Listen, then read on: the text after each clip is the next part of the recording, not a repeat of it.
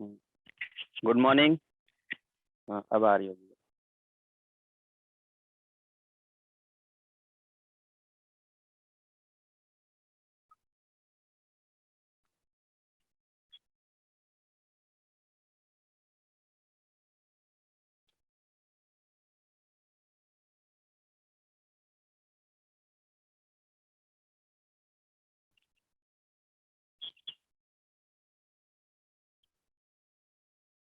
Voice आ रही है? आवाज वॉइस आ रही है ना हमारी? Open the camera. अरे अभी सो के सब उठे हैं। तो ठीक है। कौन कौन कनेक्ट है भाई? सूरज सर, गुड मॉर्निंग सर। प्रकाश, पिंकी, मंजू, अनिल, वैशाली, महिमा।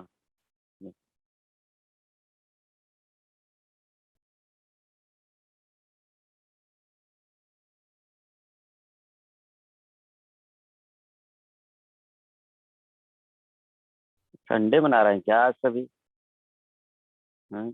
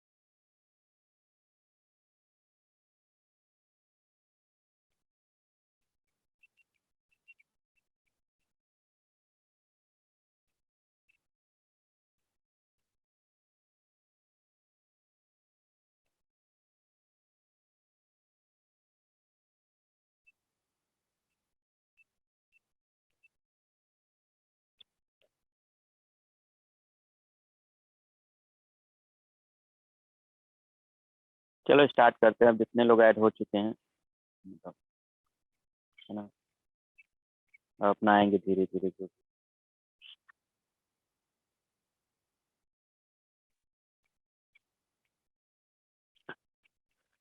तो हम लोग खिलजी डायनेस्टी के बारे में देख रहे थे।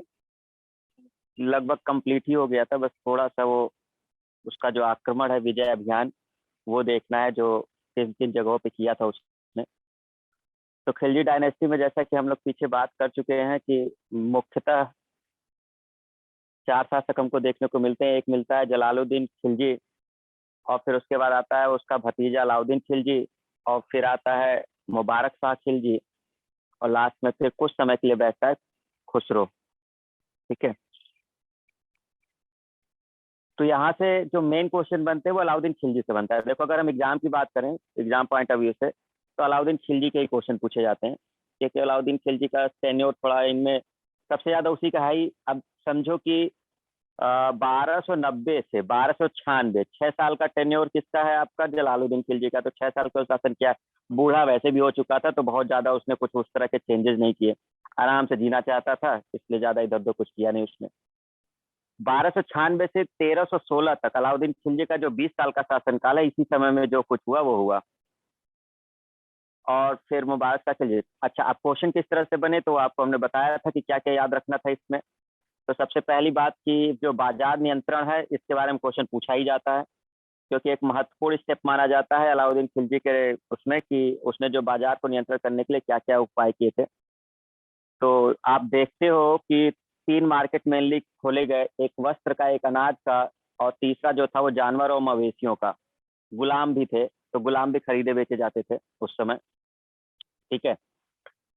उसके लिए उसने एक रजिस्ट्रेशन अधिकारी रखा था, जिसको सहनाई मंडी बोलते थे, जो उस मार्केट का वो रहता था। और उन तीन, मतलब सहनाई मंडी हो गए एक प्रकार से समझो, और उनके ऊपर एक और अधिकारी होता था जो सबसे बड़ा था, दीवान रियासत। यही पॉइंट याद रखने हैं आपको, ठीक है? जो बता रहे हैं यही सब याद रखना है। तो दीवान रियासत वगैरह ऐसा था। ठीक है। और अगर इसमें कहें तो उसने किया क्या था, तो एक समान मूल्य बना दिया था। मतलब कोई भी चीज हो तो उसका दाम फिक्स हो गया था, आप उससे ऊपर नीचे नहीं कर सकते। जो फिक्स कर दिया तो फिक्स कर दिया। इवन घोड़े वगैरह है तो उनका भी दाम फिक्स हो गया है, गुलाम का उसके योग्यता के हिसाब से है तो वो भी फिक्स कर दिया था। तो इस तरह से बाजार मूल्य नियंत्रण प्रणाली के लिए अलाउद्दीन खिलजी को श्रेय दिया जाता है। और इसमें और देखते हैं अगर, तो एक कहा जाता है कि सार्वजनिक वितरण प्रणाली किसने शुरू की थी, तो सार्वजनिक वितरण प्रणाली यही है कि मतलब एक समान सब चीज बिके। तो ये एक मेन पॉइंट है, ये सब याद हो गया होगा। 2 पद अपना याद रखना है, सहनाए मंडी और दीवाने रियासत, सिंपल है। विरोधियों को दबाने के लिए इसने क्या किया था, तो अपने विरोधियों को दबाने के लिए इसने 4 अध्यादेश जारी किए थे। जब उसने ये देखा कि अगर मैं कंट्रोल नहीं करूंगा अपने विरोधियों पर तो वो लोग मुझे हटा देंगे सत्ता से भाई, तो 4 अध्यादेश जारी किए थे। पहला अध्यादेश की जो बड़े बड़े पद पे बैठे लोगों को जमीनें दी गई थी, इक्ता दी गई थी, वो वापस ले ली गई थी और ज्यादातर खालसा भूमि में बदल दिया गया था। अंतर हम समझा चुके हैं कि इक्ता जो था वो आपका उससे जो उसका जमींदार होता था, जो व्यक्ति होता था, उसको मिलता था टैक्स और वहां से फिर वो देता था। खालसा में सीधे सुल्तान को जाता था, बीच में कोई नहीं होता था।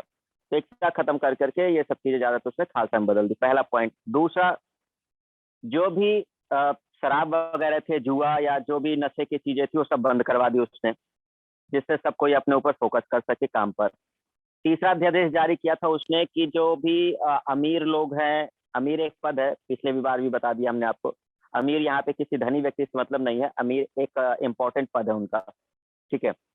तो जो अमीर लोग होते थे, जमींदार लोग होते थे, बड़े बड़े पोस्ट वाले होते थे, उनके विवाहों पे प्रतिबंध लगा दिया और उनसे कहा कि अगर आपको विवाह करना है तो आपको हमारी अनुमति लेनी पड़ेगी, मेरी अनुमति के बिना आप ये सब काम नहीं करेंगे, ठीक है। पहले क्या हुआ करता था कि जो कबीले हुआ करते थे वो आपस में विवाह वगैरह कर लिया करते थे जो तुर्क से आए हुए थे, तो फिर वो इकट्ठा हो जाते थे, सब संबंधी बन जाते थे, तो राजा के खिलाफ विद्रोह कर देते थे। इस पर खिलजी ने प्रतिबंध लगा दिया, ठीक है।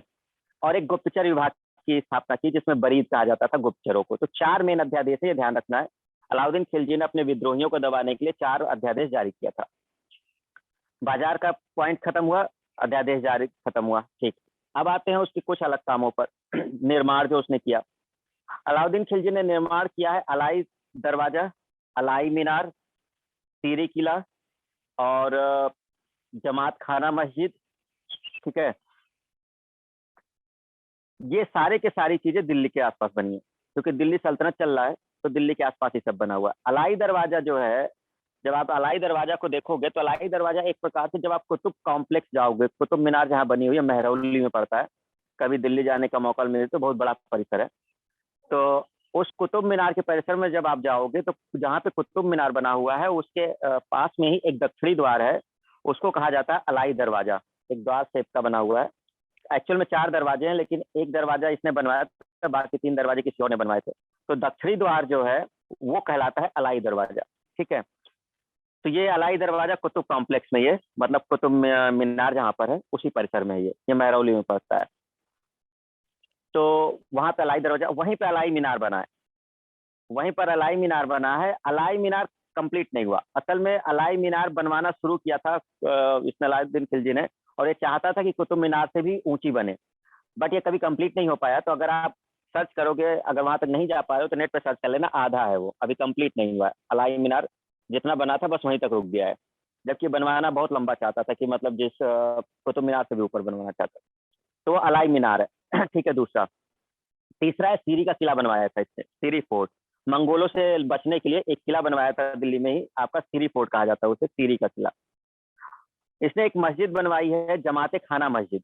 जमाते खाना मस्जिद भी आपका दिल्ली में ही है। जब आप मथुरा रोड की तरफ बढ़ोगे, निजामुद्दीन से रेलवे स्टेशन से जब आप मथुरा रोड पे जाओगे तब आपको ये देखने को मिलेगा, ठीक है। तो जमाते खाना मस्जिद है, और इस जमाते खाना मस्जिद के पास ही आपका निजामुद्दीन औलिया की दरगाह है।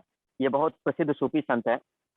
एक प्रकार से ऐसे समझ सकते हो कि जो निजामुद्दीन रेलवे स्टेशन पड़ा है, निजामुद्दीन शहर का नाम पड़ा है, वो उन्हीं के नाम पर है, प्रसिद्ध सूफी संत हजरत निजामुद्दीन औलिया। तो इनके बारे में हम थोड़ा बता देंगे आपको अभी। तो ये निर्माण हो गया, ठीक है। अलाई मीनार हो गया, अलाई दरवाजा हो गया, जमाते खाना मस्जिद हो गया, सीरी फोर्ट हो गया। तो इस तरह से ये चीजें आपकी मेन मेन इनके पास हैं जो इसने बनवाई है। 4 खान जो इंपॉर्टेंट है वो हम कल बता चुके हैं, ध्यान रखिएगा। फिर इसके बाद इनके दरबार में अमीर खुसरो हैं, है ना, हसन दहलवी हैं। और अमीर खुसरो ही वो व्यक्ति है जिनसे हम लोग को सारी चीजें पता चल रही हैं, क्योंकि उन्होंने लिखा है ये सब चीजें, तभी हम ये सब जान पा रहे हैं। ये पहला सुल्तान था जिसने भूमि की पैमाइश कराई है, और भूमि की पैमाइश कराकर इसने क्या किया था, टैक्स लगाया था, जिसको खिराज कहा गया था, और ये लगभग 50% था। सिंपल सी बात है।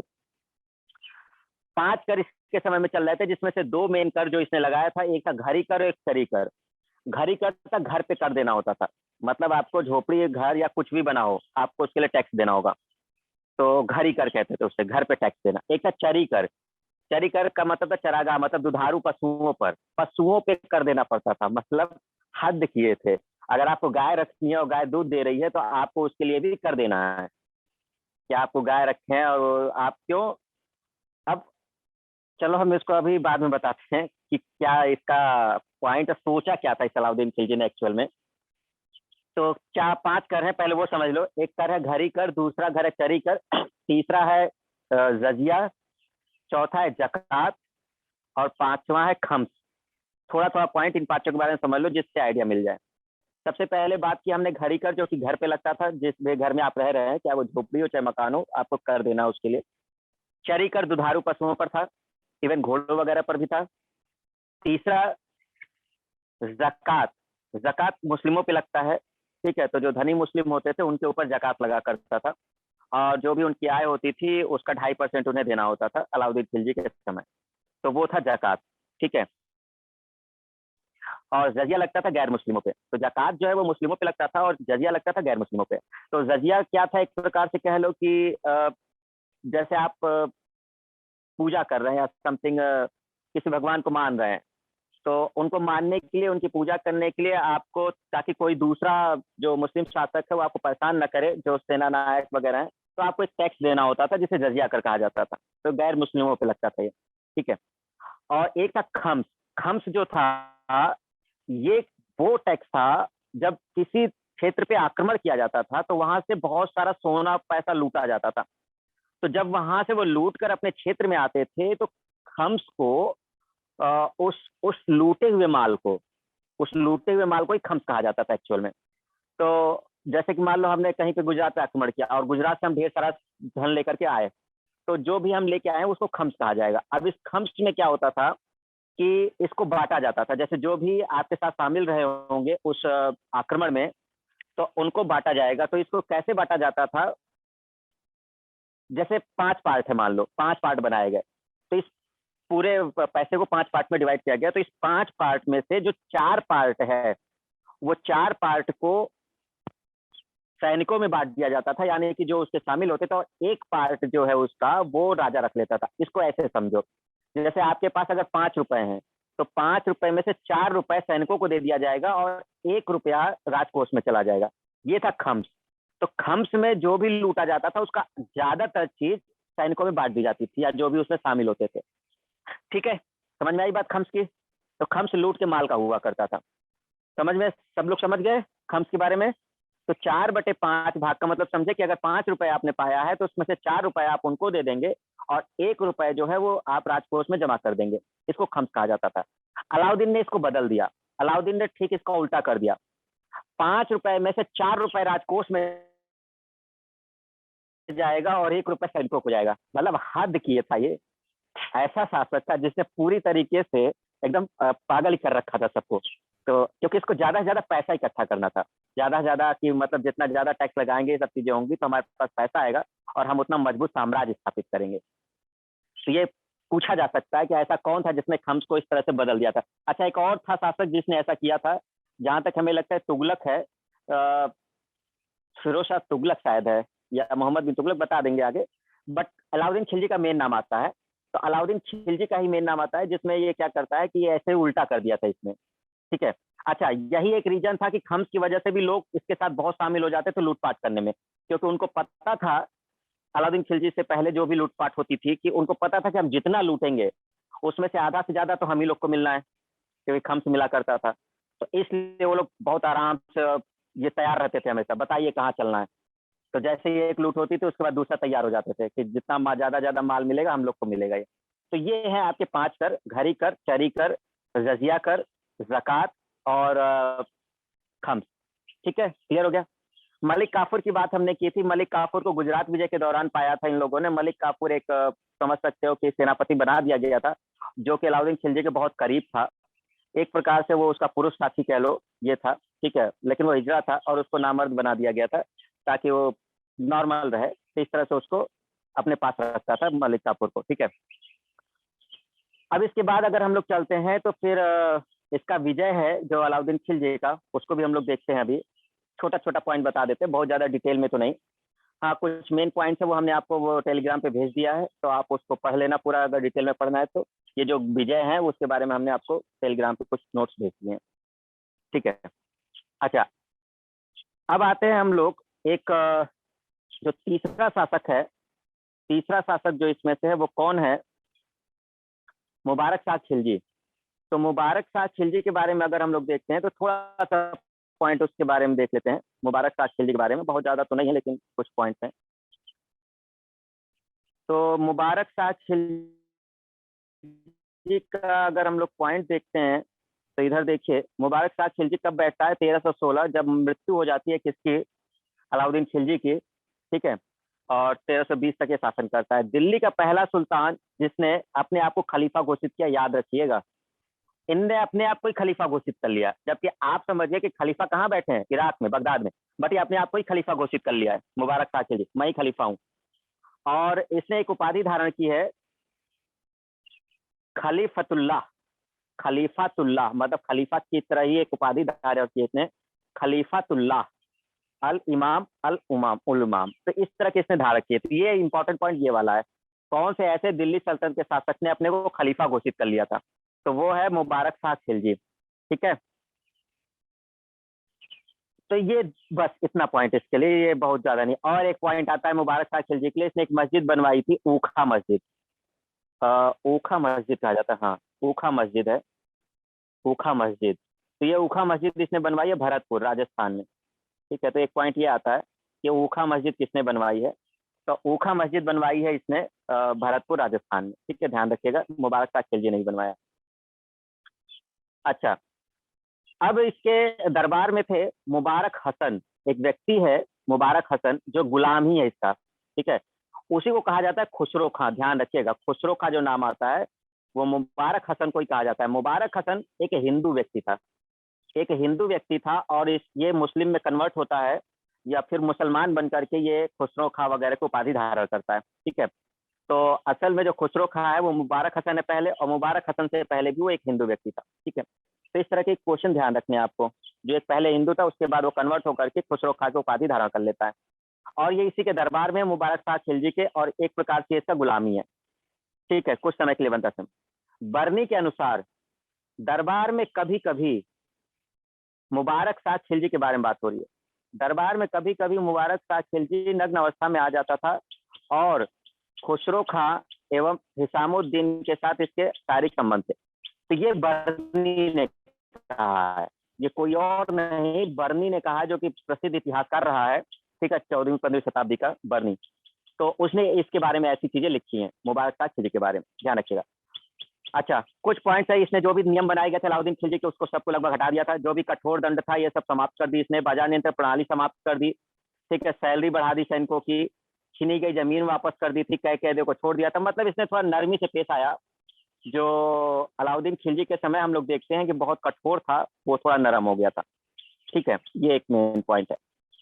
इसकी हत्या कर देगा खुसरो खां, खुसरो खां ही हत्या करेगा मुबारक शाह खिलजी की, और कुछ समय के लिए बैठ जाएगा सत्ता पे, फिर इसकी हत्या हो जाएगी खुसरो खां की, ठीक है। आगे चल करके वो फिर सैयद वंश बन जाएगा। तो ये इतना सा पॉइंट आपको ध्यान रखना है केवल, बस।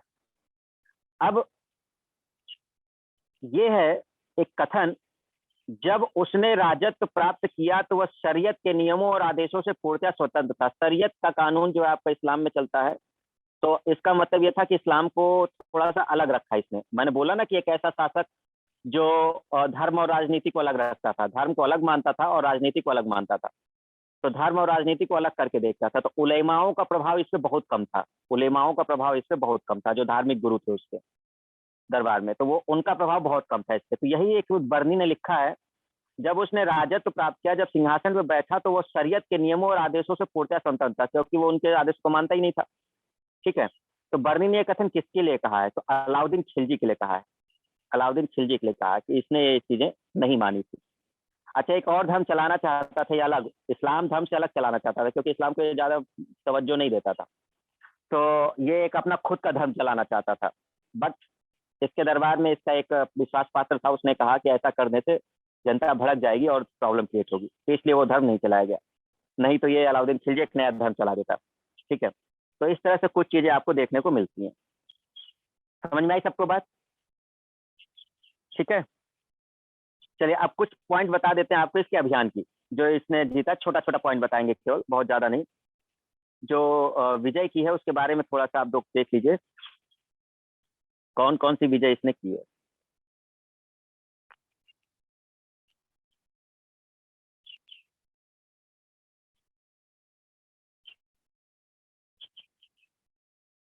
खिलजी के सैन्य अभियान। ठीक है, उत्तर भारत पे इसने इतने आक्रमण किए हैं, ये है उत्तर भारत।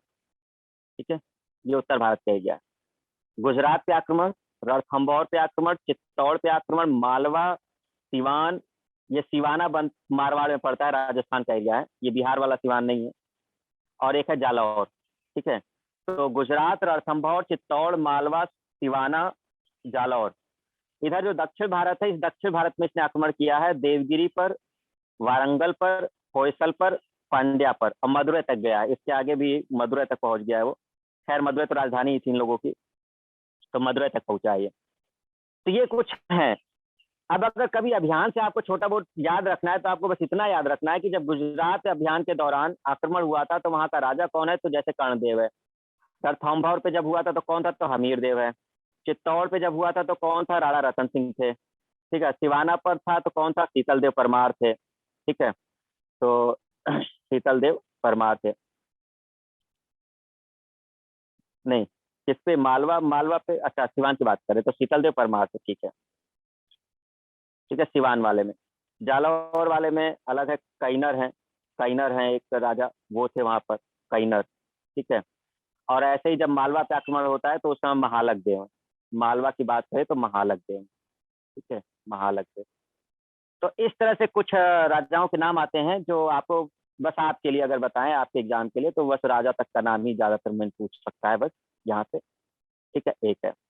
देवगिरी की बात करें तो इस समय रामचंद्र देव है यहाँ पर, यादव वंश के। वारंगल की बात करें तो प्रताप रुद्र देव है। ठीक है, होयसल की बात करें जो कर्नाटक का एरिया, तो वीर भल्लाल है।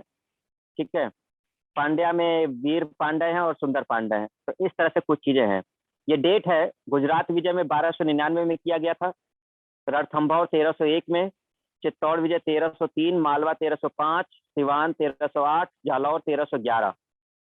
इसी तरह जब आप साउथ वाले में जाओगे तो आपको साउथ वाले में देखने को मिलेगा ये इधर की डेट। तो ये आप लोग याद कर लेना। ठीक है, थोड़ा बहुत याद कर लेना, हम थोड़ा सा समझा देते हैं कि कैसे क्या चीजें हुई थी, उसको समझने की कोशिश करना। सबसे पहले उत्तर भारत का बता देते हैं। सबसे पहले हम लोग बात कर लेते हैं उत्तर भारत की। ठीक है, तो कल हमने दो चीजें बताई थी आपको उत्तर भारत में। गुजरात विजय बता दिया था शायद, और साउथ में देवगिरी वाला बता दिया था, दो बता दिया था ना। तो गुजरात विजय में आपको हमने बताया था कि राजा कर्णदेव थे वहां पर, और उनको हरा दिया जाता है जब नुसरत जहां, सॉरी, नुसरत जहां का याद आया तो बंगाल की है, अरे पश्चिम बंगाल। तो नुसरत खान जो है, नुसरत खान और उलूग खान, तो ये दोनों जो हैं वो जाते हैं गुजरात पे और आक्रमण करते हैं, जीत लेते हैं। राजा कर्णदेव को हरा दिया जाता है। कमला देवी जो उनकी वाइफ है, उनको ले आया जाता है, और कमला देवी की बेटी रहती है देवल देवी, उनको भी ले आया जाता है।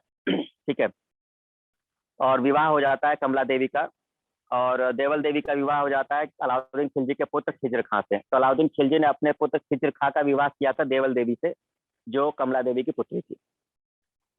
जब ये खंभात की खाड़ी की तरफ जा रहा था नुसरत खान, तो जब ये नुसरत खान उधर खंभात की खाड़ी की तरफ जा रहा था, तो उसको मलिक काफूर मिलता है।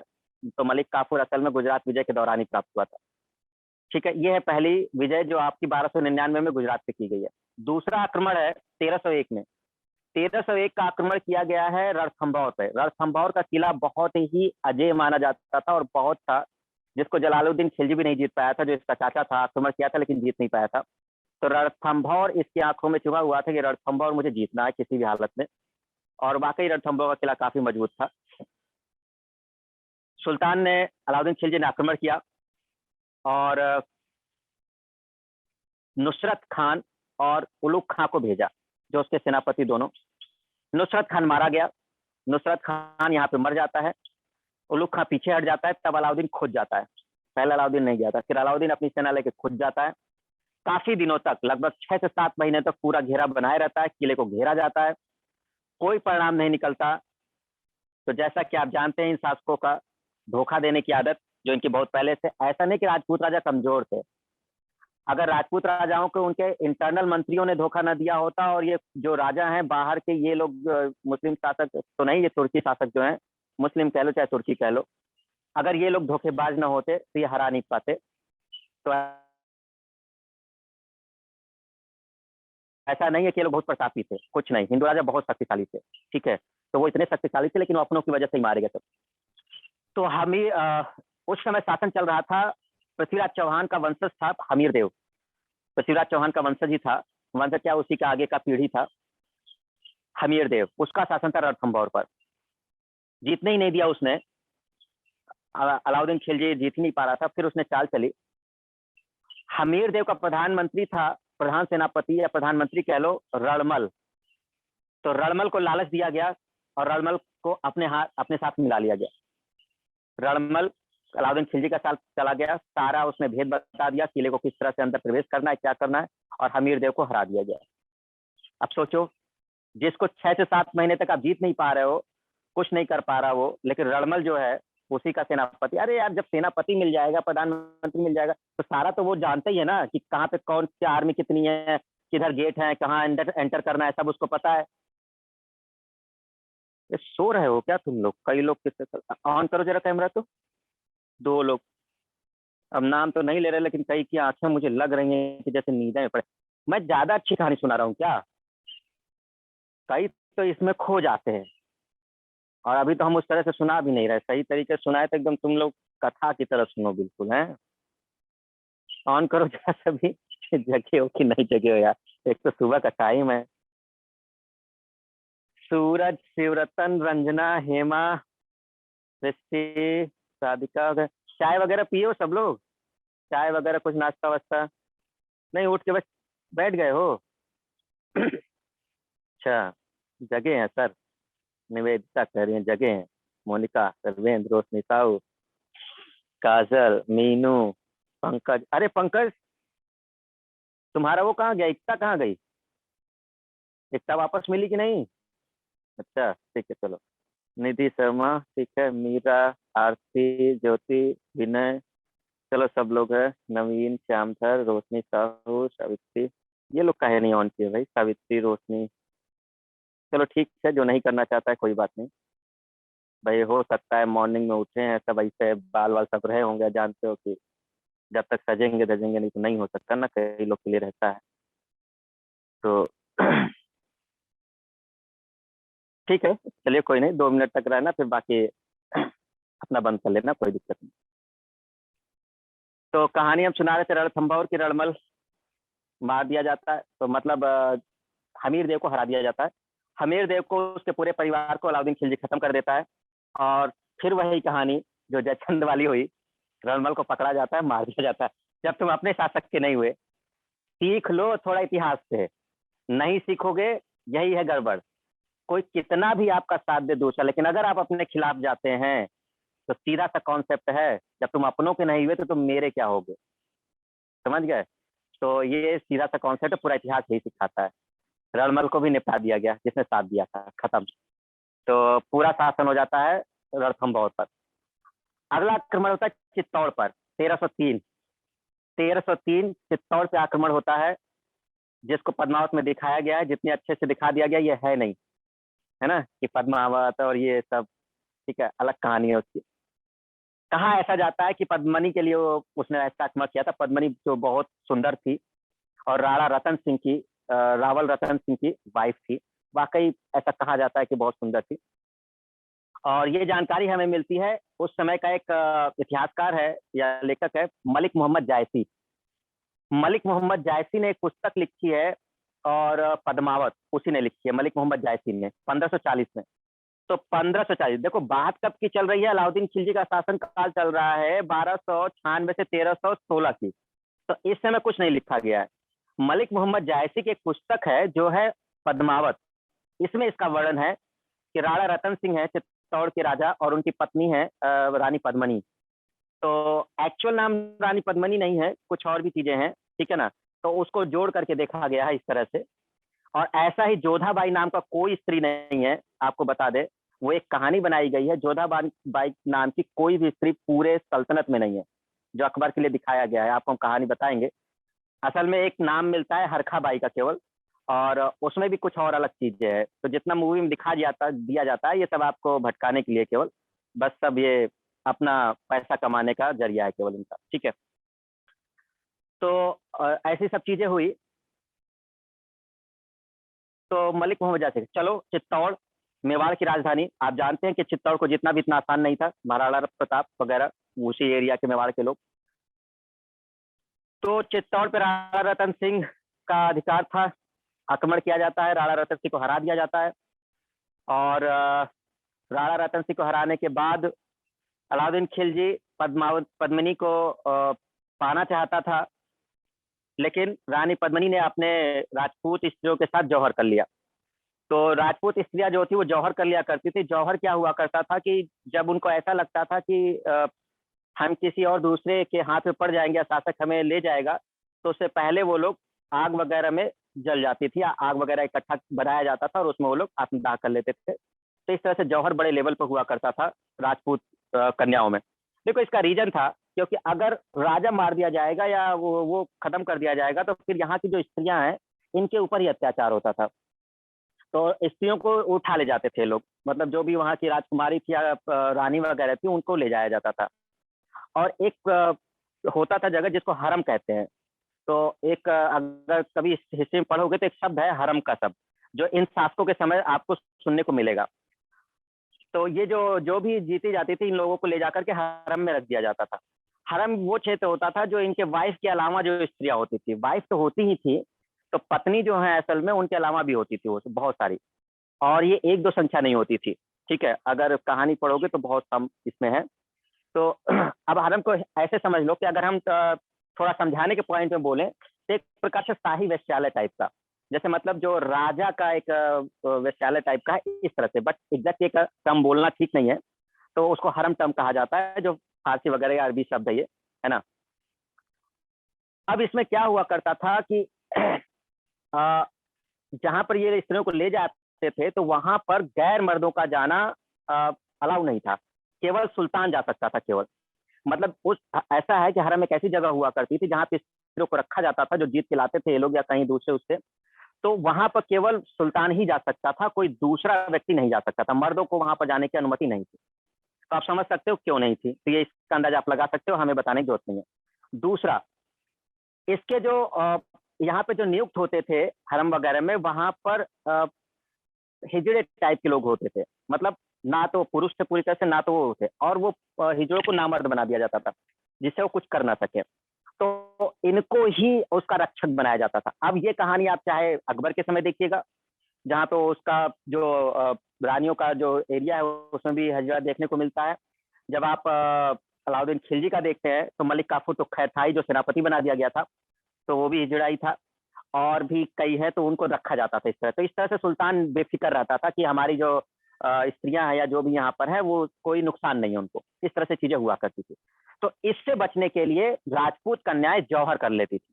तो वो एक ऐसी थी आत्मसम्मान से भरी हुई, जो इस मतलब मुस्लिम जो थे शासक, उनका आधिपत्य स्वीकार ही नहीं करती थी। वो कहती थी कि मैं इनके हरम में जाने से बढ़िया है कि मैं आत्मदाह कर लूंगी, और जौहर प्रथा शुरू हो गई थी। तो राजपूतों ने जौहर प्रथा शुरू किया था, जो राजपूत स्त्रियां थी। तो इस तरह से चीजें चला करती थी। आपको अंदाजा नहीं है या आप पढ़े नहीं होंगे तो आपको हम बता दें कि अलाउद्दीन खिलजी के हरम में करीब 50,000 से 70,000, जो गिनती आप समझ नहीं सकते, 50,000 से 70,000 औरतें, पुरुष और बच्चे तीनों थे, केवल स्त्रियां नहीं थी, औरतें भी थी, पुरुष भी थे और बच्चे भी थे। और ये संख्या है करीब 50,000 से 70,000। ये हमारी संख्या नहीं है, ये उसके समय के जो बर्नी हैं और जो अमीर खुसरो हैं, इन्होंने अपनी पुस्तक में लिखी है, तारीख फिरोज शाही। और एक पुस्तक अमीर खुसरो की है, उसके अनुसार ये उसमें डिस्क्रिप्शन मिलता है। ठीक है, तो इतनी बड़ी संख्या है, जो बहुत बड़ी संख्या है। अगली बड़ी संख्या आपको देखने को मिलेगी अकबर के समय, जब उनके हरम में मिलेंगी 5,000 से ज्यादा स्त्रियां। तो अकबर जो बहुत महान कहे जाते हैं, उनका एक हरम है जिसमें 5,000 से ज्यादा स्त्रियां हैं। अकबर ने 36 शादियां की हैं। इस्लाम में केवल 40 शादियों के लागू है, लेकिन उसने 36 शादियां की हैं। अब पता है आपको कि नहीं पता नहीं, लेकिन वो 36 शादियां हैं, उसके बाद अलग से हरम है उनका। ठीक है, तो इस तरह से चीजें अलाउद्दीन खिलजी की चली थी। तो ये समझ में आया। तो चित्तौड़ में जौहर प्रथा हो जाती है इन चीजों से बचने के लिए, इसलिए हमने आपको कहानी समझाई ताकि आपको समझ में आए कि जौहर हुआ क्यों। तो इस चीज से बचने के लिए रानी पद्मिनी ने पूरी राजपूत कन्याओं के साथ जौहर कर लिया था। वो जानती थी कि अलाउद्दीन पकड़ेगा और हमको लेके चला जाएगा, जिस तरह से कमला देवी को लेके आ गया था, झत्यपली देवी को लेके आ गया था। तो इन चीजों से बचने के लिए ऐसा किया गया था। उन लोगों ने जौहर नहीं किया, जौहर प्रथा राजपूत कन्याओं ने ही किया था। ठीक है, ध्यान रखिएगा। तो इस तरह से चीजें हुई। चित्तौड़ पे अधिकार हो गया। खिज्र खां जो उसका बेटा था, उसको वहां का शासक बनाया गया और चित्तौड़ का नाम रख दिया खिजराबाद। तो खिज्र खां इसका बेटा है और जिसके नाम पर ही खिजराबाद रखा गया था। ठीक है, चित्तौड़ को तो नाम बदल देते थे ये लोग। अब आगे आते हैं। तो चित्तौड़ के बाद अगला आक्रमण होता है मालवा पर। मालवा पड़ता है एमपी के क्षेत्र में। 1305 में आक्रमण होता है। 1305 में मालवा का, देखो नोट्स में सब है लेकिन पूरा डिस्क्रिप्टिव नहीं है ना, छोटे छोटे पॉइंट है, हम समझा दे जिससे याद रहे आपको। तो मालवा पे आक्रमण होता है 1305 में और वहां का शासक है महालक देव। महालक देव, मालवा एमपी का क्षेत्र पड़ता है, बहुत बड़ा एरिया है मालवा। उस समय ये धार वगैरह ये सब उसी के क्षेत्र में आया करते थे। उज्जैन, चंदेरी, ठीक है, ये सब क्षेत्र उसी के अंदर आया करता था, मालवा के अंदर। तो मालवा बहुत बड़ा क्षेत्र था। तो मालवा पे अधिकार है महालक देव का और उसका सेनापति है, प्रधान सेनापति, एक प्रकार से कह सकते हो, प्रधानमंत्री कह सकते हो, कोका है। कोका, जैसे कोका कोला, उससे याद कर लो कोका। कोका को मार दिया जाता है और महालक देव अधीनता स्वीकार कर लेता है। बहुत सारा धन, देखिए ये जितना भी हो रहा है खूब सारा धन दिया जा रहा है। एक तो लूटा भी जा रहा है, मारा भी जा रहा है, सब कुछ चल रहा है। तो धन लेकर के लौटता है, बहुत सारा धन लेकर के वापस जाता है वो। ठीक है, अच्छा, अलाउद्दीन खिलजी खुद ये चीजें नहीं कर रहा है, सेनापतियों वगैरह को भेजता था। जब वो सेनापति वगैरह जीत नहीं पाते थे तब अलाउद्दीन खिलजी खुद जाया करता था। तो एक रणथंभौर था जिसपे हमीर देव को जब कोई हरा नहीं पा रहा था तब अलाउद्दीन खिलजी गया था, क्योंकि छल कपट करना ही था तो इसलिए वो गया था वहां, नहीं तो लगभग सेनापति लोगों को ही भेजा करता था। अब बात करते हैं मालवा जीता है। तो मालवा को जब जीता है तो उस क्षेत्र में पड़ता है एक क्षेत्र आपका धार, जो एमपी की राजधानी थी उस समय। और आपको हम पीछे बता चुके हैं क्लास में, अगर याद हो, कि धार पर उस समय शासक चल रहा था परमार वंश के शासक राजा भोज का। ये बात हम आपको पीछे बताए हुए हैं। तो राजा भोज का शासन चल रहा है और राजा इस समय नहीं चल रहा, राजा भोज का शासन बहुत पहले चल रहा था। तो राजा भोज का शासन चल रहा था जब 1034 के आसपास, तो उन्होंने एक भोजशाला मंदिर बनवाया था जो एक सरस्वती मंदिर था। इसकी बात हम पीछे किए हुए, अगर याद हो तो बात की है ना। सरस्वती मंदिर एक संस्कृत विद्यालय था जिसको कुव्वतुल इस्लाम अढ़ाई दिन का झोपड़ा बनवाया गया था। और एक दूसरा था एमपी में धार, जो राजा भोज थे वहां पर एक संस्कृत नहीं, सरस्वती विद्यालय था जिसको सरस्वती सदन कहा जाता था, 1034 में बना था। और इस पर आक्रमण करता है अलाउद्दीन खिलजी 1305 में। जब मालवा पर आक्रमण करता है तो उसी धार पर आक्रमण करता है ये 1305 में, और इसको नष्ट कर दिया जाता है खिलजी के द्वारा, जो सरस्वती सदन था। कहा ऐसा जाता है कि उस समय के जो शिक्षक और छात्र थे उस समय विद्यालय में, उन लोगों ने इनका विरोध किया और लगभग 1200 से ऊपर शिक्षक और छात्रों को वहां के हवन कुंड में जिंदा जला दिया गया। अलाउद्दीन खिलजी ने सीधे हवन कुंड में फिकवा दिया सभी टीचर और छात्रों को, और उस सरस्वती सदन को तोड़ दिया गया। आगे चल करके दिलावर खां आएगा 1401 में, जब वो उस सदन में मस्जिद बनवा देगा कुछ पार्ट में, जो आज की डेट में कमाल मौला मस्जिद जाना जाता है। फिर आगे चल करके एक और शासक आएगा जो पूरी तरह से मस्जिद में कन्वर्ट करा देगा उसे। तो आज की डेट में जो ये क्षेत्र है जो धार में ये पड़ता है, जिसको भोजशाला मंदिर कहा जाता था, तो यहाँ पे दोनों होता है। हिंदू यहाँ पे बसंत पंचमी मनाते हैं, और जब सरस्वती जी का होता है तो पूजन भी होता है, मेला लगता है। और जब कोई त्योहार मुस्लिम का आता है तो मुस्लिम लोग भी इकट्ठा होते हैं, इसलिए यहाँ पे सांप्रदायिक तनाव बढ़ जाता है। तो इस समय सांप्रदायिक तनाव बहुत ज्यादा बढ़ जाता है। क्यों? क्योंकि पास पास ही है सब, जहाँ पे वो क्योंकि परिसर वही है। तो उस परिसर में जब चीजें होती हैं, तो चाहे इधर इनकी पूजा चल रही हो चाहे उनका चल रहा हो, तो दोनों के बीच ऐसा गड़बड़ होता है। तो उस समय पुलिस वगैरह जो भी है अपना मेंटेन करती है उसको। तो इस तरह से चीजें हैं। तो ये चीजें चल रही थी, तो इसको भी नष्ट किया गया 1305 में और चीजें खत्म हो गई। आगे बढ़ते हैं, 1308 की बात करते हैं। 1308 में आक्रमण होता है मारवाड़ पर। राजस्थान का क्षेत्र है मारवाड़।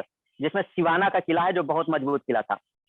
तो सिवाना के किले को भी ये लोग नहीं जीत पा रहे थे, तो मारवाड़ पे आक्रमण होता है और वहां भेजा जाता है।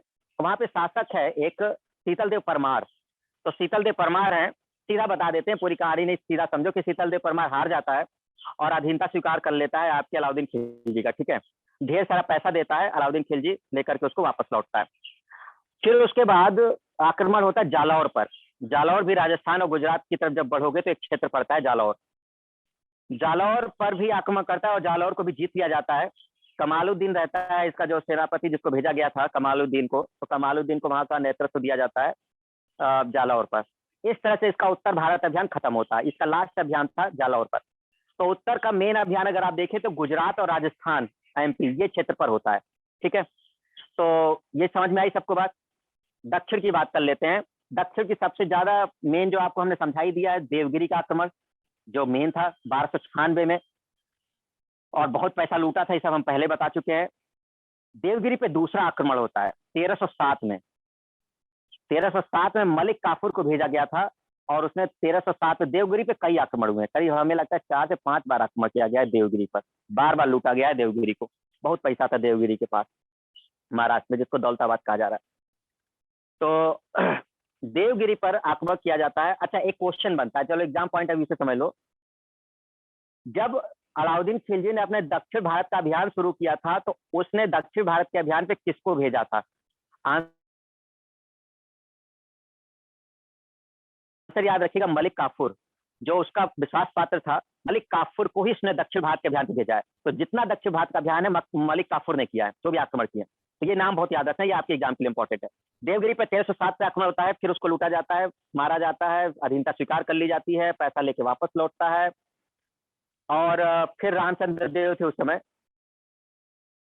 एक शासक होता है यादव वंश का, वही जब देवगिरी का है, हरपाल यादव। हरपाल यादव है, जहां तक हमें लगता है अंतिम शासक इनको कहा जाता है। 1316 की बात है, 1315-16 की बात है, जब इसकी मृत्यु हो रही थी, या होने से एक समय पहले की बात है।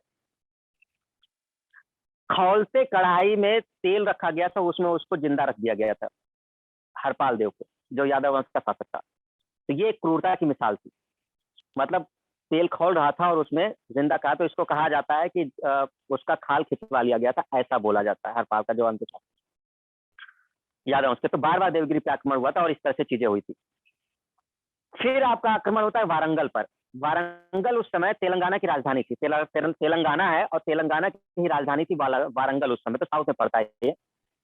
और उस समय शासन था वहां पर प्रताप रुद्रदेव का।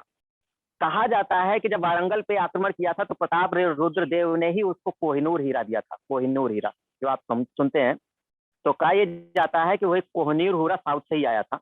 और जब इसने वारंगल पे आक्रमण किया है जो प्रताप रुद्रदेव है, तो जो खजाना जब इन्होंने दिया है तो उसके साथ कोहिनूर हीरा भी दे दिया है। ठीक है, फिर आक्रमण होता है आपका होयसल साम्राज्य पर। होयसल साम्राज्य कर्नाटक का जो क्षेत्र है वो पड़ता है, जो आज का कर्नाटक है वो होयसल कहलाता था।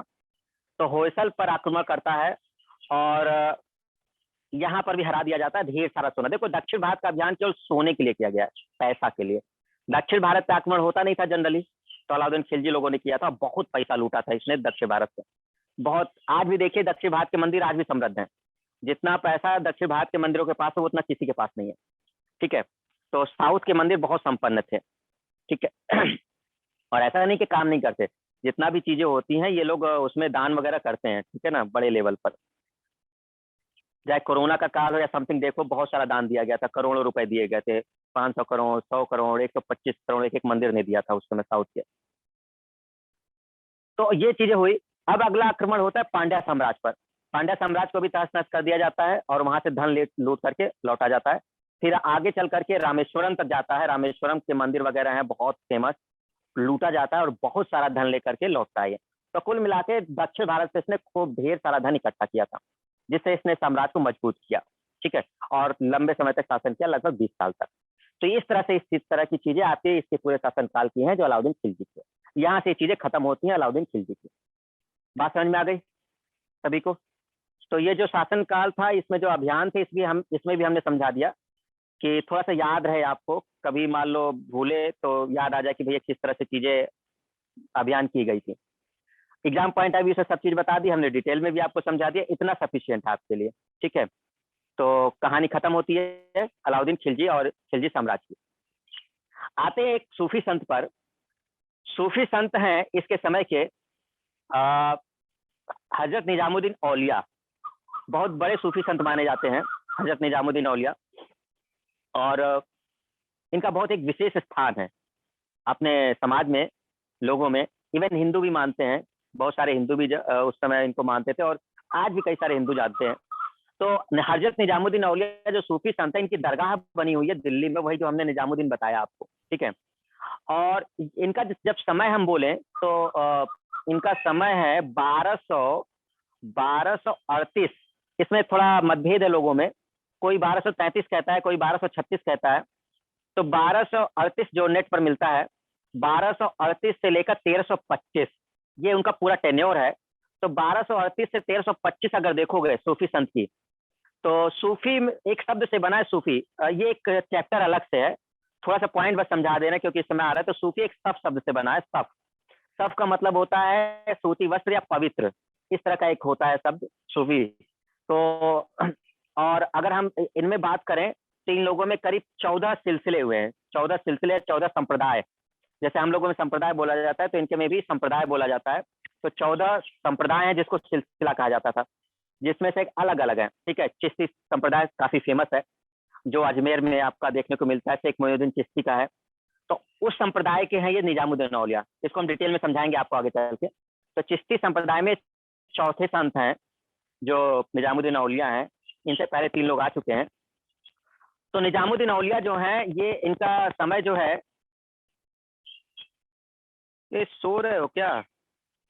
नहीं ना, आंखें बंद करके बिल्कुल अच्छा याद कर रहे होगे, चलो ठीक है। तो निजामुद्दीन औलिया की हम बात थोड़ा सा बता देते हैं। 1238 का मतलब समझिए किसका शासनकाल चल रहा है, चलिए बताइए किसका शासनकाल चल रहा है। 1238 अगर इनका जन्म है तो किसका शासनकाल चल रहा है उस समय? अगर निजामुद्दीन औलिया का समय 1238 है या 1236 है, तो किसका शासनकाल चल रहा है उस समय? रजिया सुल्तान का। ठीक है, अब रजिया के बाद कई सारे सुल्तान आए हैं। ठीक है, बलबन तक आया, उसके बीच में 2 शासक आए हुए हैं। फिर उसके बाद देखोगे रुकनुद्दीन आया हुआ है बलबन से पहले, कैको बाद बहुत सारे। 7 सुल्तानों को देखा है निजामुद्दीन औलिया जी ने। हजरत निजामुद्दीन औलिया जो सूफी संत है, इन्होंने 7 सुल्तानों के शासनकाल को देखा है, जिसमें से बलबन से लेकर के अलाउद्दीन खिलजी से लेकर के गयासुद्दीन तुगलक तक शामिल है। और गयासुद्दीन तुगलक के लिए इन्होंने एक शब्द यूज किया था, दिल्ली अभी दूर है। इस तरह का एक शब्द यूज किया जिसको बार बार यूज किया जाता है। तो ये सूफी संत जो निजामुद्दीन औलिया, इन्होंने यूज किया था कि दिल्ली अभी दूर है। ठीक है, अच्छा, निजामुद्दीन औलिया के बारे में थोड़ा सा आपको पॉइंट बता देते हैं, याद रखिएगा। कुछ मेन चीजें बता देते हैं जिससे थोड़ा सा रहे, ये इंपॉर्टेंट एक पॉइंट है ना। तो हम थोड़ा सा आपको बता देते हैं।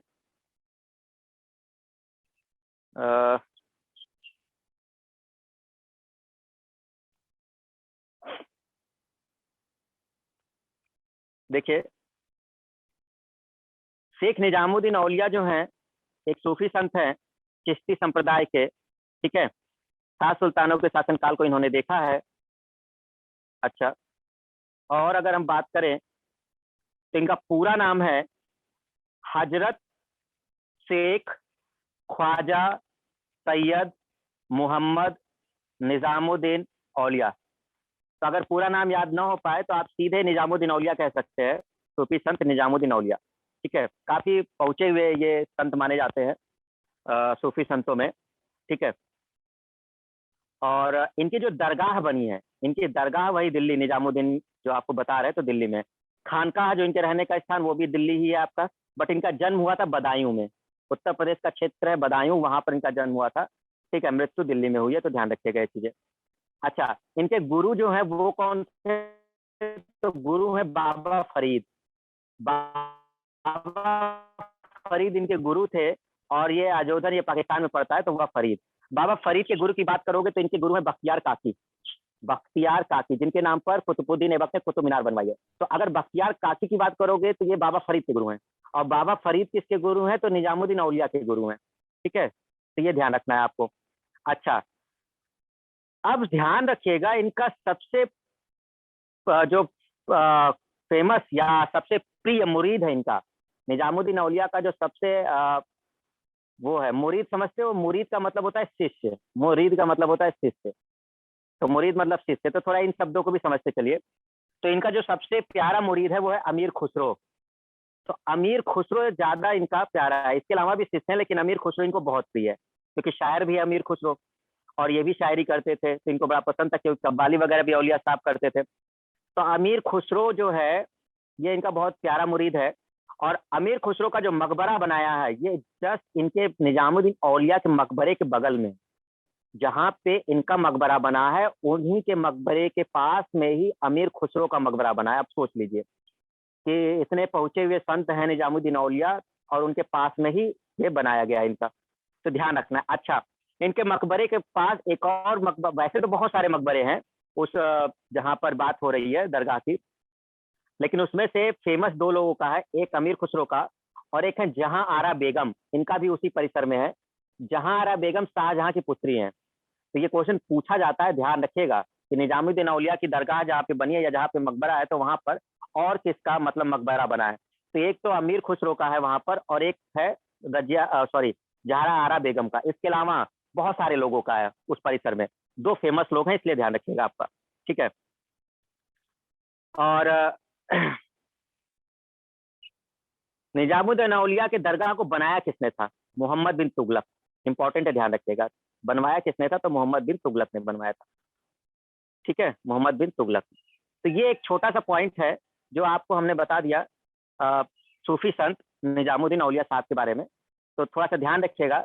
अब इसलिए बताया क्योंकि इनका जो शासन है या जब इनका पूरा हम टेन्योर देख रहे हैं तो आप देख ही रहे हैं कि किस समय का है। 1238 से 1325, 1325 में मृत्यु हो गई है इनकी। तो लगभग 7, ऐसा क्वेश्चन बनता है कौन से ऐसे सूफी संत है जिन्होंने 7 शासकों के शासनकाल को देखा है दिल्ली सल्तनत के? तो शेख निजामुद्दीन औलिया, पूरा नाम आप याद कर लेना है ना, अगर याद हो जाए तो ठीक है, नहीं तो फिर निजामुद्दीन औलिया सीधे याद कर लेना आप। गुरु कौन है इनके? बाबा फरीद है। बाबा फरीद के गुरु कौन थे? तो बख्तियार काकी हैं, जिनके नाम पर कुतुबुद्दीन ऐबक ने कुतुब मीनार बनवाई थी। इनका प्रिय शिष्य कौन है? तो इनका प्रिय शिष्य अमीर खुसरो है, जिसका मकबरा इनके मकबरे के पास में बनवाया गया है। जहां आरा बेगम जो शाहजहां की पुत्री है उसका भी बनवाया गया है। जहां आरा बेगम इतनी सुंदर थी, इतनी सुंदर थी कि शाहजहां ने उसकी शादी ही नहीं करवाने दी। अब इसका रीजन कुछ अलग है, जब शाहजहां पढ़ाएंगे तब बताएंगे, अभी नहीं बता रहे, ठीक है। तो ये ऐसी चीजें चल रही हैं, समझ में आ गई सबको? तो शेख निजामुद्दीन औलिया के बारे में क्लियर हो गया, ठीक है, कोई दिक्कत? ये पूरा जो खिलजी डायनेस्टी है वो आपका कंप्लीट होता है, खिलजी डायनेस्टी आपकी कंप्लीट होती है। थोड़ा सा आपको 5-10 मिनट लेते हैं, मंगोल आक्रमण समझा देते हैं, क्योंकि इस समय मंगोल आक्रमण भी चल रहा है, ठीक है ना, मंगोल आक्रमण भी चल रहा है, तो हमको मंगोल आक्रमण भी समझना होगा। तो बस थोड़ा सा ध्यान देना, हम आपको दिखा रहे हैं मंगोल आक्रमण के लिए, तो मंगोल आक्रमण थोड़ा समझा दें ताकि पढ़ने में आसानी रहे।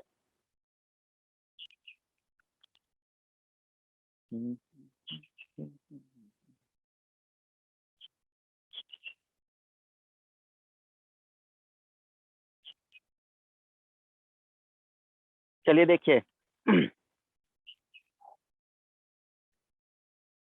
शुरुआत में मध्य एशिया में ख्वारिज्म साम्राज्य का उदय होता है। ये ख्वारिज्म साम्राज्य है जो काबुल, कंधार, गजनी पर अधिकार था। जिस समय दिल्ली सल्तनत अपने भारत में चल रहा है, उस समय जो मध्य एशिया का क्षेत्र है, जो अफगानिस्तान के उधर का क्षेत्र है, उस समय एक नया साम्राज्य उदय हो रहा था, ख्वारिज्म साम्राज्य बोलते हैं उसे, ठीक है। ध्यान रखिएगा इस चीज को, ठीक है, जब दिल्ली सल्तनत चल रहा है। इस ख्वारिज्म साम्राज्य की सीमा सिंधु नदी तक आ चुकी थी और सिंधु नदी के दूसरी तरफ चलता, देखो ऐसे है कि जैसे सिंधु नदी है, तो सिंधु नदी के इस तरफ ख्वारिज्म साम्राज्य है और सिंधु नदी के इस तरफ आपका कौन है? इंडिया वाला पार्ट है। तो मतलब ये आपका दिल्ली सल्तनत चल रहा है और सिंधु नदी के उस तरफ ख्वारिज्म साम्राज्य चल रहा है, ये ऐसे चल रहा था, ठीक है। अच्छा, इसी समय मंगोलों का उद्भव हुआ। तो तुर्क जो थे, देखो अब कहानी पूरी समझो जरा, थोड़ा सा हम समझा देते हैं।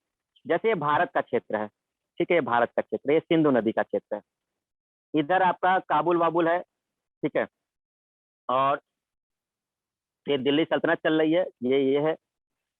इधर आपका ख्वारिज्म साम्राज्य है, ख्वारिज्म, ठीक है, ख्वारिज्म साम्राज्य है, अफगानिस्तान काबुल वाला जो एरिया है, और इधर तुर्क लोग हैं, ये तुर्क लोग का क्षेत्र है, जो ट्रांस ऑक्सियाना का क्षेत्र है, ये तुर्क लोगों का क्षेत्र है। और इधर है मंगोल, तो मंगोल इस साइड पूरे सारे हैं, ठीक है, उधर जिधर से तुर्क आए थे उसी साइड से मंगोल भी आए, तो इस तरफ मंगोलों का है। क्लियर? तो पहले ये इस्लाम ग्रहण नहीं किए हैं, मूर्ति पूजक थे, बाद में इन लोगों ने, कुछ लोगों ने शामिल किया था। इसका शासक है चंगेज खान, बहुत ही क्रूर निर्मम शासक चंगेज खान। इसने पूरा ख्वारिज्म साम्राज्य को खत्म कर दिया। दिल्ली सल्तनत सिंधु नदी के इस तरफ दिल्ली सल्तनत चल रही है, सिंधु नदी की इस तरफ, लेकिन इसके तरफ का ये जो क्षेत्र था ख्वारिज्म साम्राज्य, और इधर जो मंगोल था, इस मंगोलों ने आक्रमण किया और इस ख्वारिज्म साम्राज्य को पूरा तहस नहस कर दिया और पूरा साम्राज्य मिला लिया किसमें? मंगोलों में। ये पूरा साम्राज्य मंगोल का हो गया। तो अब आप ऐसा समझ लीजिए कि सिंधु नदी के उस तरफ मंगोल चल रहे हैं, अब कोई और साम्राज्य नहीं है, पूरा मंगोल है, और इधर दिल्ली सल्तनत है। तो अब सीधी सी बात है कि अब जो टकराव होगा वो दिल्ली सल्तनत का टकराव होगा मंगोलों से, ठीक है, क्योंकि सबको जीत चुके हैं मंगोल, इधर बस दिल्ली सल्तनत बची है, उस साइड सबको हरा चुके हैं ये लोग। तो चंगेज खान ने आक्रमण किया उधर ख्वारिज्म साम्राज्य और सब कुछ तहस नहस कर दिया। बात चल रही है इल्तुतमिश के समय की, जब हमने आपको बताया था गजनी से ईरान तक का क्षेत्र इसके अधिकार में आ गया है और ख्वारिज्म साम्राज्य को तहस नहस किया जा चुका है। ख्वारिज्म साम्राज्य का उत्तराधिकारी था मंगबरनी, जो भाग जाता है और पहुंचता है इल्तुतमिश, जिसको सहायता उसने नहीं की थी। इस तरह भारत पे चंगेज खान आक्रमण नहीं करता और वो सिंधु नदी के उस पार रह जाता है। ठीक, आगे बढ़ते हैं आप लोग। अच्छा, ध्यान रखिएगा, ये लोग ईरानी मूल के कहे जाते हैं, ईरानी मूल के मंगोल, ईरानी मूल के मंगोल कहे जाते हैं लोग, क्योंकि दो तरह के मंगोल है, एक ईरानी है और एक चगताई मंगोल है। अब आता है नासिरुद्दीन महमूद, जो बलबन के समय का है। तो नासिरुद्दीन महमूद अब बलबन का समय, देखो इस तरफ सल्तनत चल रहा है और इस तरफ मंगोल चल रहा है, तो कंपेयर करके दिखाया है, ध्यान रखिएगा हमने, ताकि समझ में आए। तो अब शासक बनता है नासिरुद्दीन महमूद और बलबन। इस समय आक्रमण होता है तैर बहादुर का, ये मंगोल शासक। देखो पहले मंगोल शासक किसने किया है? चंगेज खान ने। अब आक्रमण किया तैर बहादुर ने। तैर बहादुर ने 1241 में लाहौर को जीता, 1245 में मुल्तान को जीता, और इस समय ये लोग बलबन वगैरह का शासनकाल इसमें बाद में आया है 1240 में। तो उस दौरान इनकी दिक्कतें बढ़ गई थी, ये मेन थे, तो इसी के काल में हुआ। बलबन सत्ता पे बैठता है 1266 में, और उस समय आक्रमण हो जाता है इलखा हल्कू का। इलखा हल्कू का, देखिए शासक का नाम बस आपको याद रखना है, किसके समय में किसका आक्रमण हुआ है। देखो इल्तुतमिश के समय आक्रमण हुआ है चंगेज खान का, गया नासिरुद्दीन महमूद के समय आक्रमण हुआ तैर बहादुर का, और जब बलबन सत्ता पे बैठा है तो इलखा हल्कू का हुआ है। फिर आता है आपका, अच्छा इसका पुत्र था महमूद, जो मंगोलों से लड़ते हुए मारा जाता है। तो जलालुद्दीन खिलजी शासन करता है, जब खिलजी वंश आता है। तो अब शासक जहां का मंगोल का आता है अब्दुल्ला, ध्यान रखिएगा, अब बदल गया है। तो जब खिलजी वंश आता है तो खिलजी वंश के समय शासक कौन है? तो वो है अब्दुल्ला है, ठीक है, इल्खा हल्कू के पोता है, ये पौत्र कहेंगे। तो वो ईरान का मंगोल शासक जो है, उसके बाद अब्दुल्ला बैठता है। कहा जाता है स्टूडेंट कि अब्दुल्ला के समय में ही, अब्दुल्ला के समय में जब खिलजी का साम्राज्य चल रहा है, तो इस खिलजी के साम्राज्य के समय ही 1.5 लाख मंगोल, 1.5 लाख मंगोल जो हैं वो अब्दुल्ला के साथ आक्रमण करते हैं।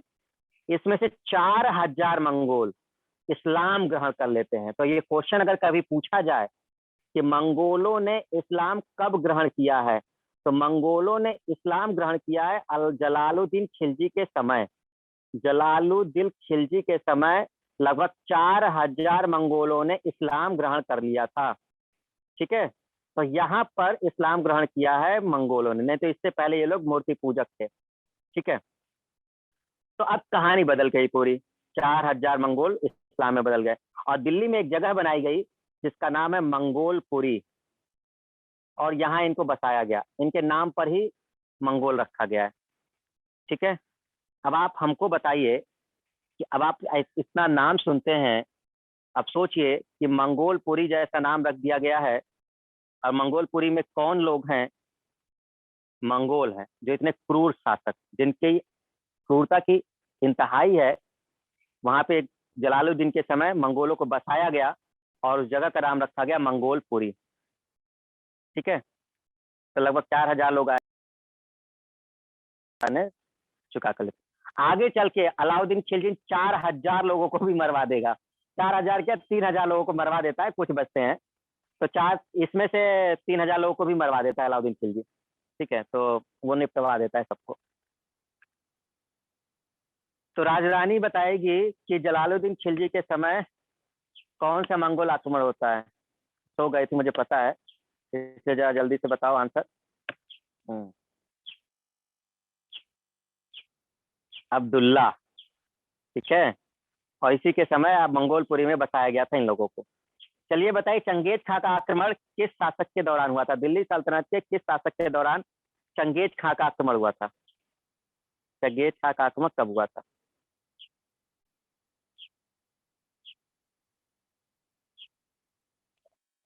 इल्तुतमिश के समय। ठीक, वेरी गुड। अच्छा, अब बताइए कि नासिरुद्दीन महमूद के समय किसका आक्रमण हुआ था? नासिरुद्दीन महमूद के समय, नासिरुद्दीन महमूद के समय किसका आक्रमण हुआ था? जब नासिरुद्दीन महमूद शासक था 1246 के आसपास, और बलबन उसका मुख्य सेनापति टाइप का था, तो तैर बहादुर का हुआ था। ये कौन से मंगोल है? ईरानी मंगोल है, ईरानी मंगोल है, ध्यान रखिएगा। ठीक है, आते हैं आगे, बात करते हैं थोड़ा सा। जब अलाउद्दीन खिलजी का समय आएगा तब कौन शासन कौन आक्रमण करेगा, उसको भी खत्म कर लेते हैं। तो जलालुद्दीन खिलजी तक की बात हो गई, मंगोलपुरी बस चुका है, मंगोलों को वहां बसाया जा चुका है। फिर अलाउद्दीन खिलजी निपटाएगा सबको। हाँ, उन लोगों ने विद्रोह कर दिया था तो उन सबको मार दिया गया।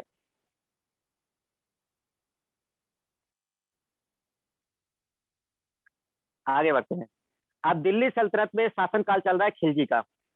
जब खिलजी का शासनकाल चल रहा है तो उस समय ईरान के मंगोल कौन थे? अब्दुल्ला, जो जलालुद्दीन खिलजी के समय। लेकिन ठीक इसी समय एक और मंगोलों का उदय होता है, जिनको कहते हैं चगताई मंगोल। ध्यान रखिएगा, बड़े खतरनाक लोग हैं। तो ये खिलजी के समय, अलाउद्दीन खिलजी के समय चगताई मंगोल। ईरान के मंगोल तो आ ही रहे हैं, एक और मंगोल आ गए जिनको चगताई मंगोल कहते हैं। ठीक है, तो ईरान के मंगोलों ने इस पे आक्रमण किया था, बट ये जीत नहीं पाए। चगताई मंगोल बहुत ज्यादा शक्तिशाली थे, इन लोगों ने ईरान के मंगोलों को हरा दिया था। तो अब जब ईरान के मंगोलों को हरा दिया तो इनकी कहानी अब इस समय नहीं चल रही। अब ये दोनों लोग बचेंगे, चगताई मंगोल बचेंगे, ये चगताई मंगोल, और बचेंगे दिल्ली सल्तनत। अब इनके बीच टकराव होगा। ठीक है, तो चगताई मंगोल, और चगताई मंगोल में शासक कौन है? दावा खां। दावा खां, और इसका पुत्र है कुतलुग ख्वाजा। ये बहुत इंपॉर्टेंट नाम है, ध्यान रखिएगा। कुतलुग ख्वाजा ने आक्रमण किया है अलाउद्दीन खिलजी के समय। तो दामा खां का पुत्र रहता है कुतलुग ख्वाजा, और इसने आक्रमण कर दिया। ये बात चल रही है 1299 की, गुजरात आक्रमण से पहले। तो अलाउद्दीन खिलजी ये आक्रमण करता, और इसका एक सेनापति रहता है जफर खां। देखिए, जिसकी बात हमने की थी, 4 खानों में से एक, वो जफर खां इसी समय मारा जाता है। कुतलुग ख्वाजा के नेतृत्व में जब आक्रमण होता है, ध्यान रखिएगा, किस मंगोल आक्रमणकारी के समय जफर खां की मृत्यु हो जाती है? कुतलुग ख्वाजा, जो चगताई मंगोल है, इसी के समय इसकी मृत्यु होती है। ठीक है, और इस समय ये जीतता है, फिर ये वापस लौट जाता है, फिर ये आक्रमण इस समय नहीं करते। ठीक है, और दावा खां की मृत्यु हो जाती है 1306 में। तो 1306 में मृत्यु के बाद ये लोग काफी समय तक आक्रमण मंगोलों का नहीं होता है। तो यही वो समय था जिस समय अलाउद्दीन खिलजी सबसे ज्यादा आक्रमण हुआ। ध्यान रखिएगा, किस शासक के समय सबसे ज्यादा मंगोलों का आक्रमण हुआ? अलाउद्दीन खिलजी के समय 6 बार आक्रमण हुआ इनका, जिसमें से ये प्रमुख आक्रमण है, इसलिए इसको बताया हमने। ठीक है, तो सीरी का किला बनवाया था इसने, ध्यान रखिएगा, इन्हीं से लड़ने के लिए। और ये क्वेश्चन एग्जाम का क्वेश्चन है। 1306 के समय जब दिल्ली सल्तनत मंगोलों के बीच सीमा क्या थी? तो ये रावी नदी तक पहुंच आए थे। याद रखिएगा क्या था, जब ये क्या कह रहे हो, जीता कौन ज्यादा? अरे मंगोलों ने बहुत नुकसान पहुंचाया था भाई, मंगोलों ने बहुत नुकसान पहुंचाया था। ठीक है, मंगोलों ने बहुत नुकसान पहुंचाया था। तो एक प्रकार से कहो कि अलाउद्दीन खिलजी जीत तो जा रहा था, लेकिन फिर भी कुछ क्षेत्र ऐसे थे जिसमें मंगोल जो है वो बहुत ज्यादा तहस नहस करते थे। तो अलाउद्दीन खिलजी क्या कम था क्या मंगोलों से? मंगोलों से कम थोड़े ना था, चाहे मंगोल रहे चाहे अलाउद्दीन खिलजी रहे, दोनों बराबर ही थे। तो ये चीजें खत्म हुई। ठीक है, फिर नासिरुद्दीन महमूद, ये बनता है 1394 से 1412। ये शायद तुगलक वंश का है, तुगलक वंश का अंतिम शासक है ये तुगलक वंश का अंतिम शासक है। यस, ये तुगलक वंश का अंतिम शासक है। तो इस समय आक्रमण होता है और सबसे ज्यादा क्वेश्चन पूछा गया क्वेश्चन, एक तो ये अलाउद्दीन खिलजी का कमी है, ये तैमूर लंग का पूछा गया आक्रमण है। ये बहुत इंपॉर्टेंट है, बहुत ज्यादा। 1398 में तैमूर लंग का आक्रमण हुआ है, जो इसके बाद सबसे भीषण आक्रमण यही है, जो तैमूर लंग का आक्रमण है। बहुत नुकसान पहुंचाया था इसने, तैमूर लंग ने। और ये नासिरुद्दीन महमूद के समय, तो याद रख लीजिएगा बिल्कुल। बाबर का वंशज यही है तैमूर लंग, माता की तरफ से। पिता की तरफ से चंगेज खान है। तो पिता की तरफ से इसका वंशज जो है वो चंगेज खान है, और माता की तरफ से कौन है? तैमूर लंग। दोनों खतरनाक। चंगेज जो है ईरानी मूल के मंगोल है, ये चगताई मंगोल है। फिर यहाँ से जाकर के जो मुगल वंश पड़ेगा वो सब लोग यही लोग हैं फिर। तो समझ जाइए कि मुगल वंश जो पड़ेगा वो सब यही है, चगताई मंगोली है। ठीक है, तो इस तरह से पूरी कहानी खत्म होती है मंगोलों की। क्लियर हुआ मंगोल? तो ये जो सल्तनत चल रहा है इस समय मंगोलों का आक्रमण भी चल रहा है। तो जो मंगोलों का पहला आक्रमण बताया जाता है वो 1221 में बताया जाता है। 1221 जिस समय इल्तुतमिश का समय चल रहा है। तो 1221 से लेकर के लगभग 1398 जब तुगलक वंश आएगा, तो उसका अंतिम शासक है नासिरुद्दीन महमूद, उस समय तक चलेगा। तो सबसे इंपॉर्टेंट अगर बात है, इंपॉर्टेंट तो खैर सब है स्टूडेंट, सब याद रखना है, डायरेक्ट पूछा जाता है कि तैमूर लंग का आक्रमण किसके समय में हुआ है, आपको याद रखना है, कंफ्यूजन करेगा वो ऑप्शन देता है, फिरोज शाह तुगलक, मोहम्मद बिन तुगलक, अलाउद्दीन तक ऑप्शन दे देता है। तो याद रखिएगा, कंफ्यूज मत होना, नासिरुद्दीन महमूद याद कर लो ना, तुगलक वंश में आएगा ये। उस समय तैमूर लंग का आक्रमण होता है 1398 में। ठीक है, और ये बहुत खतरनाक आक्रमण है तैमूर लंग का। चंगेज खां के बाद अगर देखें तो तैमूर लंग के आक्रमण बहुत खतरनाक है। ठीक है, और फिर चल करके मुगल वंश का स्थापना जब होगा तो बाबर वगैरह आएंगे, वो इसी से मतलब क्षेत्र के हैं। कंप्लीट? ठीक है, 2 मिनट में रिवाइज कर देते हैं। इल्तुतमिश के समय चंगेज खां का आक्रमण हुआ है, जिसने ख्वारिज्म शाह को निपटाया है, ख्वारिज्म पूरे साम्राज्य को नष्ट कर दिया है, और मंगबरनी को जो है उसने भेजा है। ठीक है, मंगबरनी की सहायता इल्तुतमिश ने नहीं की है। ठीक है, फिर उसके बाद अगर हम बात करते हैं तो आपका जो बलबन है या नासिरुद्दीन महमूद जो है उस वंश का शासक, उस समय आक्रमण होता है तैर बहादुर का। ठीक है, फिर अगला आक्रमण होता है आपका इल उल खां का। खां जो खां है वो बलबन जब सत्ता में बैठता है। फिर उसके बाद जलालुद्दीन खिलजी बैठता है और उस समय अब्दुल्ला का आक्रमण होता है। सब ईरानी मुल्क के हैं। जब अलाउद्दीन खिलजी बैठता है तो उस समय आक्रमण होता है चगताई मंगोल का, जो ताकतवर है। और चगताई मंगोल में आता है दामा खां, और दामा खां का पुत्र आता है कुतलुक ख्वाजा, जिससे लड़ते हुए अलाउद्दीन खिलजी के पुत्र महमूद की मृत्यु हो जाती है। जो बता रहे हैं यही इंपॉर्टेंट रखना है, एक कि दिल्ली सल्तनत पे शासक कौन है, और आपके लिए इतना ही इंपॉर्टेंट है। वन लाइनर क्वेश्चन ऐसे ही होते हैं। जब डिस्क्रिप्टिव आता है, डिस्क्रिप्टिव बता दे, जब लिखने को आता है तो कैसे लिखते हैं, वो ऐसे पूछता है, जिस समय दिल्ली सल्तनत चल रही है तो उस समय मंगोल और दिल्ली सल्तनत के शासकों के बीच की स्थिति का वर्णन कीजिए। तब आपको पूरा डिस्क्रिप्शन देना होता है, शुरुआत से चंगेज खां से लेकर के जब ये उदय होता है तो लास्ट तक जाना पड़ता है, तैमूर लंग तक। ठीक है, ये वन लाइनर में आपको केवल इतनी बातें याद रखनी है कि दिल्ली सल्तनत में शासक कौन है और उस समय किस तैमूर का आक्रमण हुआ, सॉरी किस मंगोल का आक्रमण हुआ है। इतना सारा आक्रमण हुआ। तो अब आगे आते हैं तैमूर लंग। तो तैमूर लंग का आक्रमण किसके समय हुआ है? नासिरुद्दीन महमूद, जो कि आपका तुगलक वंश का शासक है। और यहाँ से कहानी खत्म हो जाती है। यहाँ से फिर मुगल वंश ही आएगा, क्योंकि फिर इसके बाद मंगोल आक्रमण नहीं आएगा। ठीक है, तो पूरा खिलजी वंश खत्म हो जाता है, आपका गुलाम वंश खत्म हो चुका है, खिलजी वंश खत्म हो चुका है। आगे चल करके स्टूडेंट हम लोग तुगलक वंश की बात करेंगे। ठीक है, हम लोग ये देखेंगे कि जो खुसरो खां है, खुसरो खां कौन है? चलिए अब लास्ट के 2 मिनट में आप लोग जरा हमारे सामने आइए, फिर हम क्लास खत्म करें। लास्ट में 2 मिनट में सब लोग सामने आइए, बिल्कुल अपने सुंदर सुंदर चेहरे दिखाइए, है ना। तो भैया सब पद्मनी है, परेशान मत होइए, सब आप पद्मनी है। ठीक है, पद्मनी का मतलब केवल सुंदरता से ले रहे हैं यहाँ पे, जौहर नहीं करने के लिए कह रहे हैं, है ना। तो चलिए अब इसमें हमने क्या पूछा था आपसे? हाँ, खुसरो खां कौन है? क्या लिखा है आप लोगों ने? खिलजी वंश का लास्ट शासक खुसरो खां है। हाँ, जो कि आपके जो मुबारक साथ खिलजी है उसका एक प्रकार से गुलाम है। ठीक है, 2 मिनट में क्वेश्चन पूछ लें, जल्दी जल्दी आंसर दोगे? जाना तो नहीं है कहीं?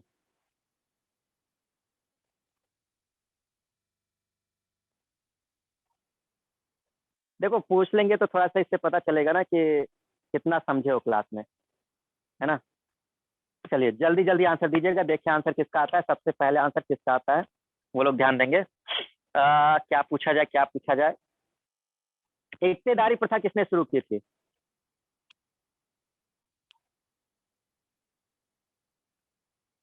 इल्तुतमिश से, करेक्ट, अमित यादव। ओके, बड़ा टाइपिंग अच्छी स्पीड है भाई। तो ये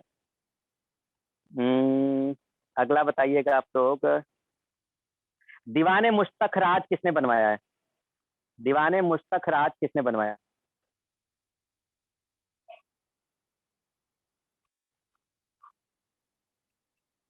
इरफान आंसर दो भाई, तुम तो बिल्कुल अंधेरे में छुप गए हो, अपना चेहरा क्या भाई, तुम पद्मनी नहीं हो हैं? तुम बताओ तुम्हें कौन सा शासक बनाए, तुम ढूंढ के बताओ नाम। भाई लड़कियों को तो पद्मनी बना दिए, तुमको कौन सा शासक पसंद है वो बताओ। तो राणा रतन सिंह बनोगे, रावल रतन सिंह? नहीं, तो कोई नहीं बनना है, वेरी गुड, ठीक। अ, भाई रोहित बहुत ध्यान से देख रहे हो भैया, कौन सा शासक पसंद आया तुमको? कोई तो पसंद आया होगा। तो चलिए पूरी हिस्ट्री पढ़ने के बाद बताइएगा आपको कौन सा शासक सबसे बढ़िया लगा, जब हम खत्म कर लेंगे, है ना। क्या पूछा था मैंने क्वेश्चन आपसे? क्वेश्चन मैंने क्या पूछा था आपसे कि सिंपल ही है, पूछा क्या था हमने? अलाउद्दीन खिलजी, अच्छा दीवाने मुश्तक राज पूछा था। दीवाने मुश्तक राज एक वसूली विभाग था, राजस्व विभाग था, जिसको अलाउद्दीन खिलजी ने बनवाया था। ठीक है, दीवाने मुश्तक राज, ठीक है।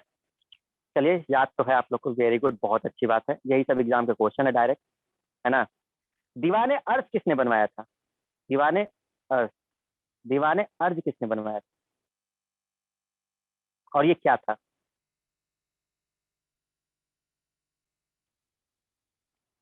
अंजना, ज्योति, अनिता, राफिया। ये राफिया है रफिया है, बार बार मैं रफिया पढ़ता हूँ, जहां तक मुझे लगता है राफिया है ये, है ना। हाँ हाँ, मोनिका, महिमा, अरे सब लोग आंसर दो भैया। श्रुति सिंह, अंधेरे में खो गई भाई, गजब, ठीक है, बिल्कुल अंधेरा ही कर लिया है। मोनिका, अंजना, रोहित के पीछे कौन है? पंकज, बाजार से संबंधित शिकायत,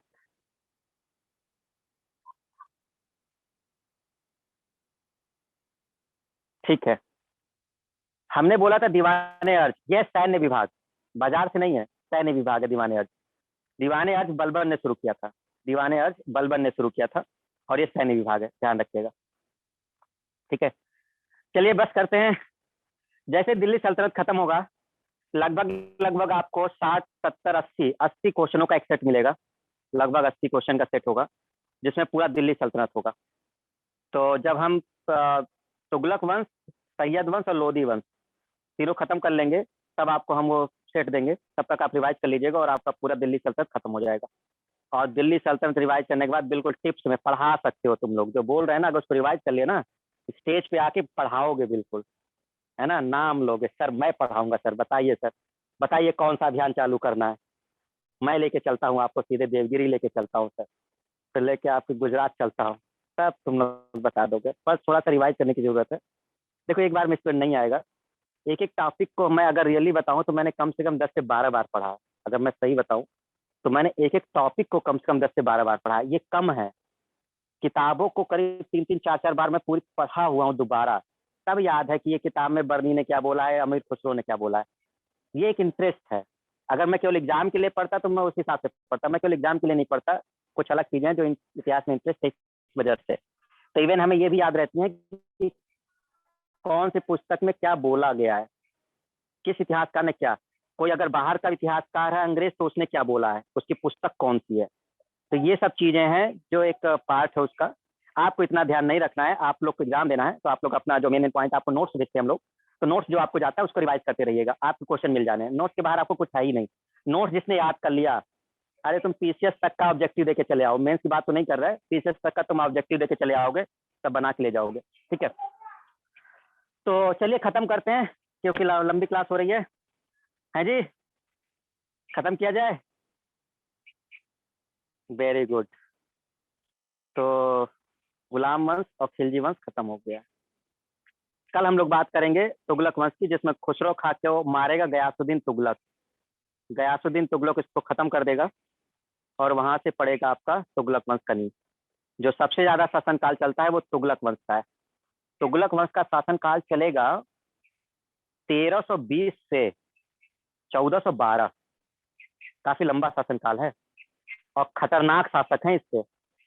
ये अलाउद्दीन खिलजी से कहीं कम नहीं है। तनकी शासक है मोहम्मद बिन तुगलक, लेकिन सबसे विद्वान शासक है मोहम्मद बिन तुगलक। सबसे सुशाब्दित सुसज्जित, जो भी शब्द यूज करना है, विद्वान सब कुछ है। लेकिन वो, अच्छा एक और चीज होती है, जो बहुत विद्वान व्यक्ति होते हैं ना, जो बहुत इंटेलिजेंट टाइप को, उनको लोग पागल कहते हैं। आप समझिएगा, जो वैज्ञानिक वगैरह या समथिंग, तो कहीं आप कहोगे कि मतलब ऐसे ऐसे लोग हैं जो अपने रूम से नहीं निकलते, हफ्ते हफ्ते भर पड़े रहेंगे उसी में। आपको बताएं, मुखर्जी नगर कई समय तक हम रहे हैं, जो दिल्ली का एरिया है मुखर्जी नगर में, और पढ़ाया हुआ है हमने वहाँ पर दिल्ली में। तो मुखर्जी नगर जो एरिया है, एक समय तो वो अपने सिविल के लिए बहुत अच्छा जाना जाता था, बट अब करो वो जो राजेंद्र प्लेस है, करोल बाग वगैरह, बाजीराम रवि वगैरह, ये क्षेत्र थोड़ा सा फेमस हो गया था इंग्लिश वगैरह के लिए। तो हिंदी क्षेत्र के लिए आपका जो था वो मुखर्जी नगर ही था। भाई साहब, आपके बगल में स्टूडेंट रहता है, आपको पता नहीं चलेगा कि ये जिंदा है कि मर गया है, तुम उसको देख नहीं पाओगे। हफ्ते हफ्ते भैया, 3 3 दिन, 4 4 दिन, पता नहीं वो कब निकलता कब चला जाता है स्टूडेंट, पता ही नहीं चलता।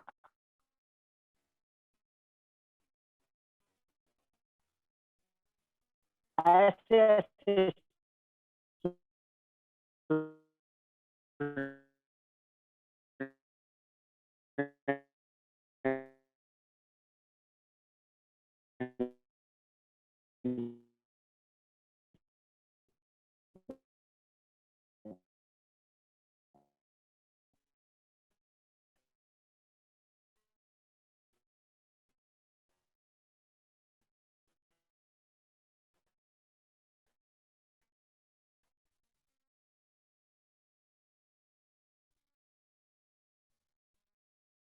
तो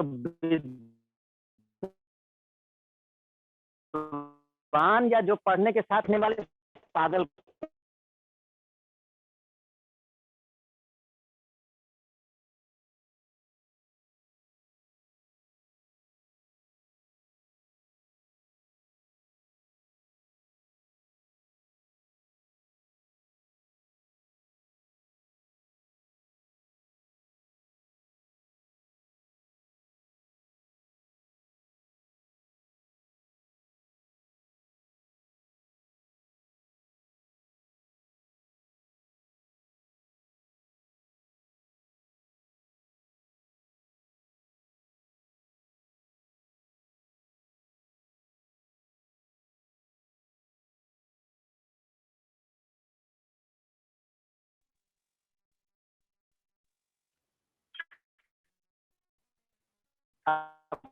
कल बात होगी।